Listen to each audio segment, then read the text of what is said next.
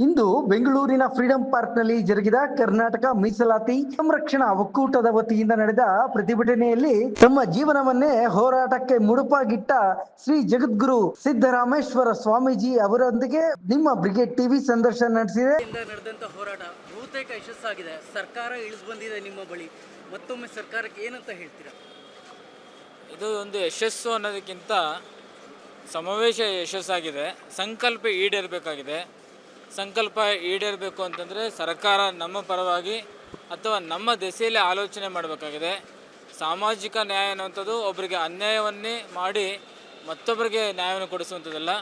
ಪ್ರತಿಯೊಬ್ಬ ಸಮುದಾಯದ ಕಟ್ಟಕಡೆಯ ವ್ಯಕ್ತಿಗೂ ಪ್ರತಿಯೊಂದು ಸಮುದಾಯಕ್ಕೂ ನ್ಯಾಯವನ್ನು ಕೊಡುವಂಥದ್ದು. ಈ ಹಿನ್ನೆಲೆಯಲ್ಲಿ ಒಳ ಮೀಸಲಾತಿಯ ವಿಶೇಷ ಸಚಿವ ಸಂಪುಟದಲ್ಲಿ ಸರಿಯಾಗಿರುವಂತಹ ವೈಜ್ಞಾನಿಕ ಚರ್ಚೆಗಳಾದಲ್ಲಿ ಮಾತ್ರವೇ ಇದು ನಿಜವಾದ ಯಶಸ್ಸಾಗುತ್ತೆ. ಈ ಹೋರಾಟ ಇಲ್ಲಿಗೆ ನಿಲ್ಲೋದಿಲ್ಲ. ಸಚಿವ ಸಂಪುಟದ ಸಮಿತಿಯ ಏನು ಸಭೆ ನಡೆದ ನಂತರದಲ್ಲಿ ಈ ಹೋರಾಟದ ದಿಕ್ಕು ಯಾವ ಕಡೆ ತಿರುಗುತ್ತೆ ಅನ್ನೋಂಥದ್ದು ಕಾದು ನೋಡಬೇಕಾಗಿದೆ. ಸರ್ಕಾರದ ಪರ ಇರೋ ಅಂದರೆ ಸರ್ಕಾರದಲ್ಲಿರೋ ಶಾಸಕರಲ್ಲಿ ಕೂಡ ಕೆಲವು ಶಾಸಕರು ನಿಮ್ಮ ಪರ ಅಂದರೆ ಇದು ಬೇಡ ಅನ್ನೋ ಹೇಳಿಕೆಗಳನ್ನ ಬಹಿರಂಗವಾಗಿ ಕೂಡ ಕೊಟ್ಟಿದ್ದಾರೆ. ಆದರೆ ಸಚಿವ ಸಂಪುಟದಲ್ಲಿ ಎಷ್ಟು ಪ್ರೆಷರ್ ಬೀಳ್ಬೋದು ಸರ್ಕಾರದ ಮೇಲೆ? ಕಾರಣ ಪರ ಮತ್ತು ವಿರೋಧ ಮಿಶ್ರ ಪ್ರತಿಕ್ರಿಯೆ ಸರ್ಕಾರಕ್ಕೆ ಎರಡೂ ಇದೆ.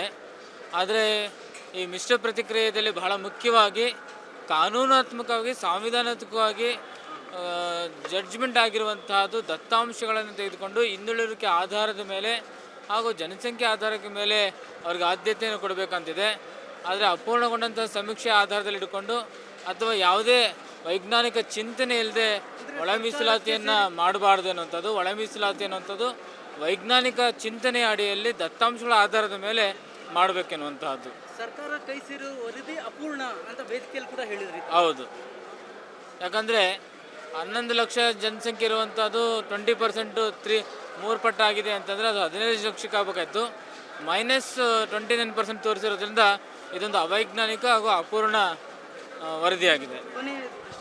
ಇನ್ ಕೇಸ್ ತಪ್ಪಿ ಸರ್ಕಾರ ಸರಿಯಾಗಿ ಸ್ಪಂದಿಸದೆ ಹೋದಲ್ಲಿ ಮುಂದಿನ ಹೋರಾಟ ಕಾನೂನು ಹೋರಾಟ ಹಾಗೂ ಸಾರ್ವಜನಿಕ ಬೀದಿ ಹೋರಾಟ ಇರುತ್ತೆ.